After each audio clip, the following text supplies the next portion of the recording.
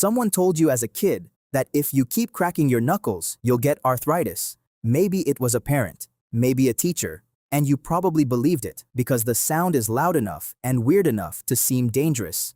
Here's the actual truth. That warning is completely false, and the story of how we know that is even stranger than the myth itself. Let's start with what's actually happening when you crack a knuckle. Every joint in your body is surrounded by a capsule filled with synovial fluid, a thick liquid that lubricates the joint and helps it move smoothly. That fluid is saturated with dissolved gas, mostly nitrogen. When you stretch or bend a joint past its normal range, you create negative pressure inside that capsule. A gas bubble rapidly forms and then collapses almost instantly. That collapse is the pop you hear. It's not your bones grinding together.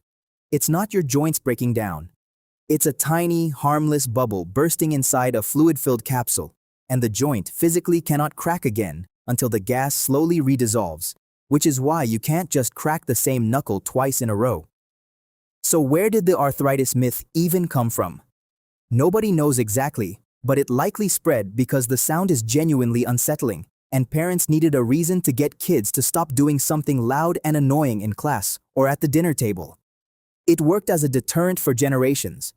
It just was never based on any actual evidence. Here's where the story gets genuinely strange. A doctor named Donald Unger got tired of his own mother telling him knuckle cracking would give him arthritis, so he decided to test it on himself for 50 years. Every day, he cracked the knuckles on his left hand. He never once cracked the knuckles on his right hand. Not for a week, not for a year, for 5 full decades straight. At the end of the experiment, he compared both hands side by side. No arthritis in either one.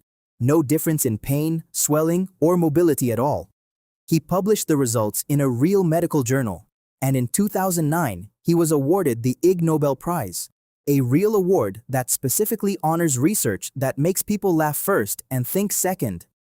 Since then, larger studies have backed him up completely. One study followed 215 people between the ages of 50 and 89, comparing habitual knuckle crackers to people who never did it in their lives. Same result. No increased arthritis risk either way, regardless of how many decades someone had been cracking their knuckles. That doesn't mean the habit is completely consequence-free.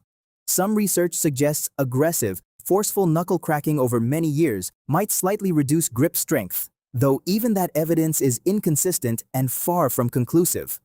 So the next time someone warns you that your knuckles are going to ruin your hands, you can tell them the real story.